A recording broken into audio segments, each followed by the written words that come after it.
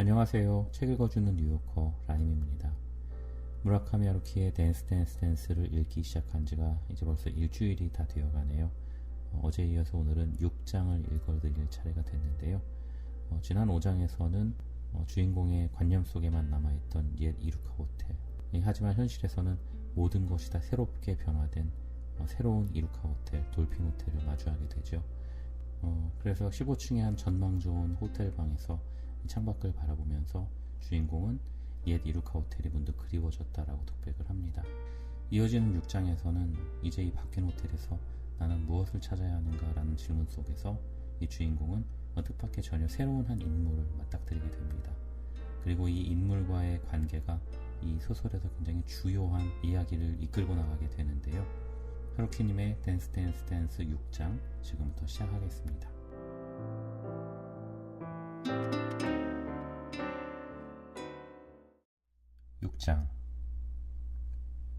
저녁 때까지 나는 호텔 안을 구경하면서 시간을 보냈다. 레스토랑이며 바를 체크하고 풀이나 사우나를, 헬스클럽이나 테니스 코트를 기웃거리며 쇼핑센터에서 책을 사기도 했다. 로비를 서성거리고 게임센터에서 팩맨을 몇 게임인가 했다. 그런 것만을 하고 있는 사이에 어느 틈엔가 저녁이 되고 말았다. 마치 유원지 같구나 하고 나는 생각했다. 세상에는 이런 식의 시간 소비법도 있는 것이다. 그러고 나서 나는 호텔에서 나와서 저녁 거리를 서성거려 보았다. 서성거리고 있는 동안에 차츰 그 부근의 지리에 관한 기억이 되살아났다. 예전에 이루카 호텔에 숙박하고 있었을 때 나는 진저리가 날 만큼 거리를 돌아다닌 것이다. 어디를 돌아가면 무엇이 있는지도 대강은 기억할 정도다. 이루카 호텔엔 식당이 없었기 때문에 가령 있었다 하더라도 거기서 무엇인가 먹을 생각은 아마도 나지 않았겠지만 나하고 그녀, 키키는 언제나 둘이서 근처 식당에 들어가서 식사를 했다. 나는 예전에 살고 있었던 집 가까이를 어쩌다가 지나가게 된 그런 기분으로 1시간가량 정처 없이 눈에 익은 이 거리 저 거리를 걸어다녔다. 날이 저물자 냉기가 피부에 똑똑히 느껴졌다. 길바닥에 달라붙듯 남아있던 눈이 발밑에서 서걱서걱 소리를 내었다. 하지만 바람은 전혀 없었고 거리를 걷는 건 즐거웠다.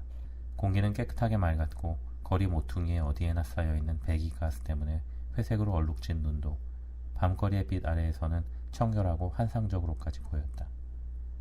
예전에 비하면 이루카 호텔이 있는 지역은 뚜렷한 변화를 보여주고 있었다. 하기야 예전이라 해도 고작 4년 남짓한 전의 일이니까 우리들이 예전에 보았거나 들락거리거나 한 가게의 대부분은 그냥 그대로의 형태로 남아있었다. 거리의 분위기도 기본적으로는 예전 그대로의 것이었다. 그러나 그래도 이 근처에서 무엇인가 진행되고 있다는 것은 한눈에 알아차릴 수 있었다. 몇몇 가게는 문을 닫아 걸고 그곳에 건축 예정이라는 팻말을 걸어놓았다. 실제로 건축 중인 커다란 빌딩도 있었다. 드라이브스루의 햄버거 가게며 디자이너의 브랜드 부티크며 유럽차의 쇼룸이며 가운데 사과나무를 심은 참신한 인테리어의 다방이며 유리를 잔뜩 사용한 말끔한 사무실이 운집된 빌딩 등 이전엔 없었던 새로운 타입의 가게나 건물이 예전대로의 허름한 색깔의 3층짜리 빌딩이나 발이 걸린 대중식당, 언제나 스토브 앞에서 고양이가 낮잠을 자고 있는 과자 가게 등을 밀어젖히는 꼴로 차례차례 서 있었다. 마치 어린아이의 이가 새로 돋아날 때처럼 거리의 건물들에는 일시적인 기묘한 공존이 눈에 띄었다. 은행도 새로이 점포를 열고 있었다. 그것은 어쩌면 새로운 돌핀 호텔의 파급 효과일지도 몰랐다. 그만큼 큰 호텔이 아무것도 없는 지극히 평범한 어지간히 시대에 뒤떨어진 느낌조차 있는 거리의 한 모퉁이에 돌연 솟아나듯이 출현한 것이니 당연한 일이지만 거리의 밸런스는 크게 변화하게 된다. 사람의 흐름이 바뀌고 활기가 솟게 된다. 땅값도 오른다. 어쩌면 그 변화는 좀 더 종합적인 것인지도 모른다. 즉 돌핀 호텔의 출현이 거리의 변화를 가져오게 한 것이 아니라 돌핀 호텔의 출현이 그 거리의 변화의 한 과정인지도 모른다. 예컨대 장기적으로 계획된 도시의 재개발처럼. 나는 예전에 한 번 들어간 적이 있는 어떤 술집에 들어가서 술을 좀 마시고 간단한 식사를 했다. 지저분하고 시끌시끌하고 값이 싸고 맛이 좋은 가게였다. 나는 혼자서 밖에서 식사를 할 때는 언제나 될 수 있는 대로 시끌벅적한 음식점을 택하기로 하고 있었다. 그러는 편이 안정이 되는 것이다. 쓸쓸하지 않으며 혼잣말을 해도 아무에게도 들리지 않는다. 식사를 끝냈는데도 어쩐지 흡족하지 않아 나는 조금 더 술을 주문했다. 그리고 따끈한 정종을 위 속으로 서서히 흘려넣으면서 난 도대체 이런 데서 무엇을 하고 있는 것인가 하고 생각했다. 이루카 호텔은 이젠 존재하지 않는 것이다. 내가 거기에서 무엇을 구하고 있든 어떻든 이루카 호텔은 깨끗이 사라져버리고 만 것이다. 이젠 존재하지 않는 것이다. 그 자리에는 스타워즈의 비밀기지 같은 저 우스꽝스러운 하이테크 호텔이 서 있다. 모든 것은 그저 때늦은 꿈이었던 것이다. 나는 헐리어서 소멸해버린 이루카 호텔의 꿈을 꾸고 출구로 나가 사라져버린 키키의 꿈을 꾸고 있었을 뿐이다. 분명 거기에선 누군가가 나를 위해 울고 있었는지도 모른다. 하지만 이젠 그것도 끝장나고 말았다. 이미 이 장소에는 아무것도 남아있지는 않다. 이 이상 여기에서 너는 무엇을 구하려는 것인가? 그렇군 하고 나는 생각한다. 어쩌면 밖으로 그렇게 혼잣말을 했는지도 모른다. 확실히 그렇다. 여기엔 이젠 아무것도 남아있지는 않다. 여기엔 내가 구할 아무것도 없다. 나는 입술을 굳게 다물고 한동안 물끄러미 카운터 위의 간장병 주둥이를 바라보고 있었다. 오랫동안 혼자서 생활하고 있노라면 별의별 것을 다 물끄러미 바라보게 된다. 때때로 혼잣말을 하게도 된다. 웅성웅성한 음식점에서 식사를 하게도 된다. 중고 스바루차에 친밀한 애정을 품게도 된다. 그리고 조금씩 시대에 뒤떨어지게 되어간다.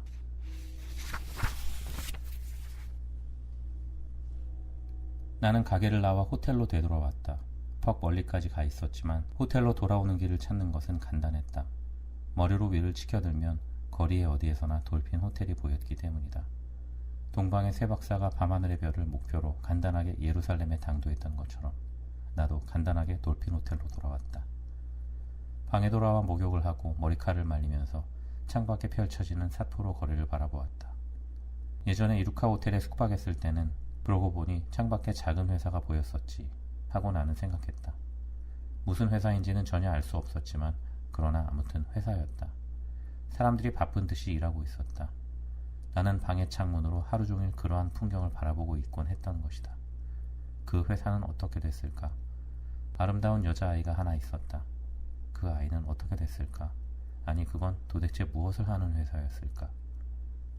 할 일도 없고 해서 나는 얼마 동안 방 안을 별 생각 없이 어정어정 걸어다녔다. 그리고는 의자에 앉아서 TV를 보았다. 엉터리 같은 프로밖엔 하고 있지 않았다. 갖가지 종류의 조작물에 구토물을 전시하고 있는 느낌이었다. 조작물이라서 별로 더럽지는 않지만 물끄러미 보고 있으면 진짜 토사물로 보여오는 것이다. 나는 TV를 끄고 양복을 입고 26층에 있는 바로 갔다. 그리고 카운터에 앉아 소다를 넣고 레몬즙을 짜서 넣은 워드카를 마셨다. 바의 벽은 전부 유리창으로 되어 있고 거기서 삿포로의 야경이 보였다. 여기에 있는 이것저것 모두가 나에게 스타워즈의 우주 도시를 상기하게 했다.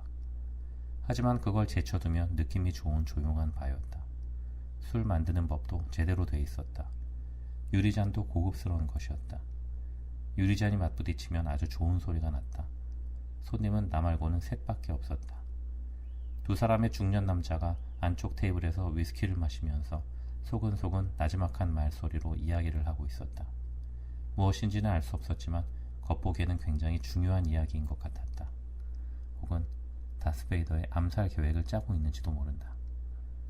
나의 바로 오른쪽 테이블에는 12~13살쯤 되는 여자아이가 워크맨의 헤드폰을 귀에 꽂고 빨대로 음료수를 마시고 있었다. 예쁜 아이였다.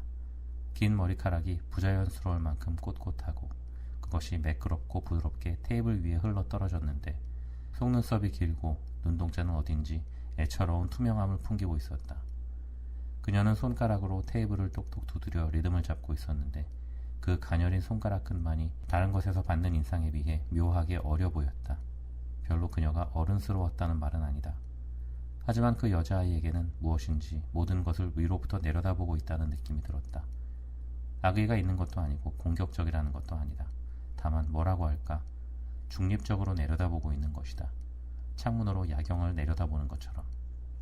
하지만 실제로는 그녀는 아무것도 보고 있지 않았다. 주위의 사물은 전혀 눈에도 들어오지 않는 것 같았다. 그녀는 블루진의 흰 캔버스에 스니커를 신고 제네시스라는 레터링이 붙은 트레이너 셔츠를 입고 있었다. 트레이너는 팔굽 언저리까지 걷어붙이고 있었다. 그녀는 똑똑 테이블을 두드리면서 워크맨의 테이프에 의식을 집중하고 있었다. 때때로 조그만 입술이 희미한 언어의 단편을 만들어냈다. 레몬 주스입니다, 저건. 하고 변명하듯 바텐더가 내 앞에 와서 말했다. 저 애는 저기서 어머니가 오기를 기다리고 있습니다. 하고 나는 애매하게 대꾸를 했다. 생각해보면 확실히 12~13살의 여자아이가 밤 10시에 호텔의 바에서 혼자 워크맨을 들으면서 음료수를 마신다는 건 이상한 광경이었다. 하지만 바텐더에게서 그런 말을 듣기까지 나로선 특별히 그것이 부자연스럽다는 식으로 느껴지지 않았었다. 나는 지극히 당연한 것을 보는 것처럼 그녀를 보고 있었던 것이다. 나는 워드카를 한 컵 더 시키고 바텐더와 세상 이야기를 했다. 날씨라든가 경기라든가 그러한 두서없는 이야기였다. 그리고 나서 나는 별 생각 없이 주위도 바뀌었군 하고 말해보았다. 바텐더는 난처한 듯이 미소를 짓고 실은 자신은 이 호텔 이전엔 도쿄의 호텔에서 일하고 있었기 때문에 삿포로에 대해서는 거의 아무것도 모른다고 했다. 그때 새 손님이 들어와서 그 대화도 결국 실속 없이 끝나고 말았다. 나는 워드카 소다를 전부해서 4잔 마셨다. 얼마든지 마실 수 있을 것 같았으나 끝이 없을 것 같기에 4잔으로 그만두고 계산서에 사인을 했다. 내가 일어나서 카운터를 떠났을 때에도 그 여자아이는 아직 테이블 의자에서 워크맨을 계속 듣고 있었다. 어머니는 아직 나타나지 않았고 레몬 주스의 얼음은 모두 녹아버렸건만 그녀는 그런 것쯤은 전혀 신경이 쓰이지 않는다는 기색이었다. 내가 일어서자 그녀는 문득 눈길을 들고 나를 보았다. 그리고 2초나 3초 동안 내 얼굴을 보고 나서 아주 가볍게 방긋이 웃었다. 어쩌면 그것은 그저 그런 입술의 희미한 떨림이었는지도 모른다. 하지만 나에겐 그녀가 나를 향해 웃어 보이는 것처럼 보였다. 그래서 참으로 우스운 이야기지만 가슴이 한순간 떨렸다. 나는 어쩐지 내가 그녀의 선택을 받았다는 느낌이 들었던 것이다. 그것은 여태까지 한 번도 경험한 적이 없는 기묘한 가슴의 떨림이었다.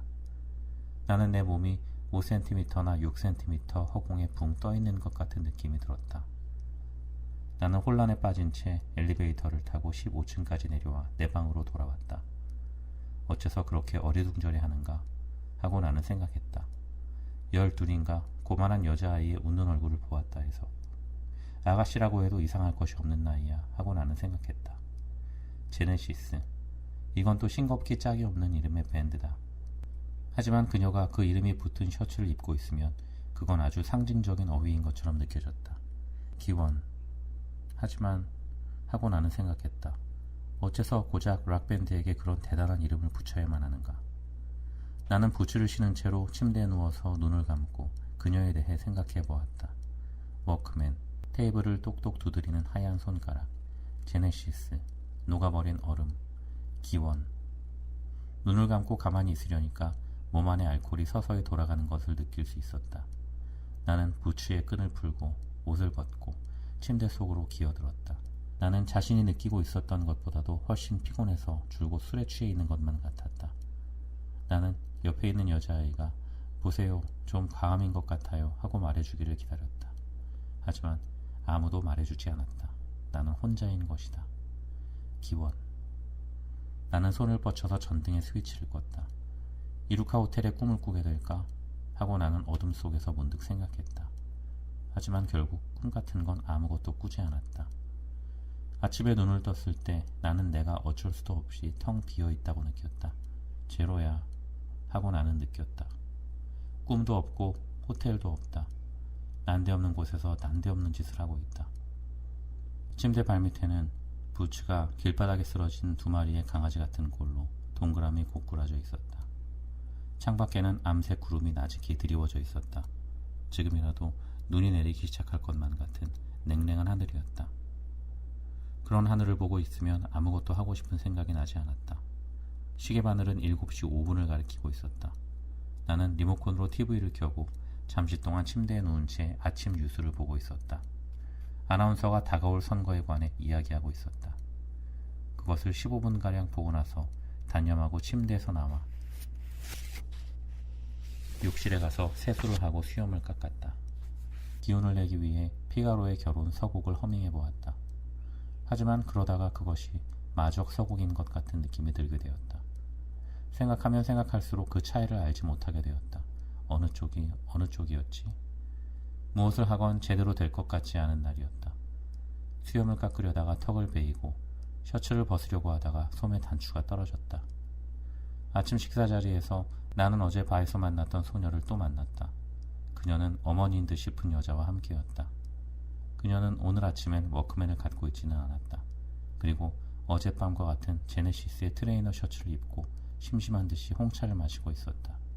그녀는 빵에도 스크램블드 에그에도 거의 손을 대지 않고 있었다.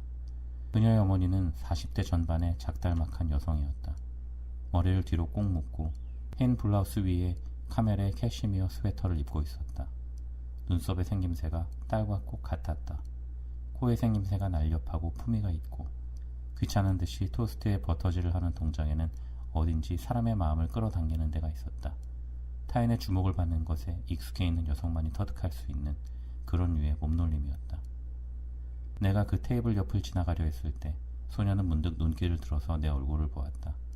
그리곤 방긋 웃어 보이는 게 아닌가. 이번의 미소는 어젯밤의 것보다는 훨씬 단정한 미소였다.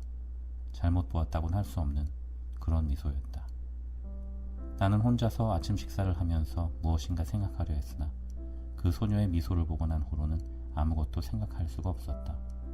무엇을 생각하건 머릿속에서 꼭 같은 말이 꼭 같은 데를 빙글빙글 돌고 있을 뿐이었다. 그래서 나는 멍하니 고춧가루병을 바라보면서 아무 생각 없이 아침 식사를 했다.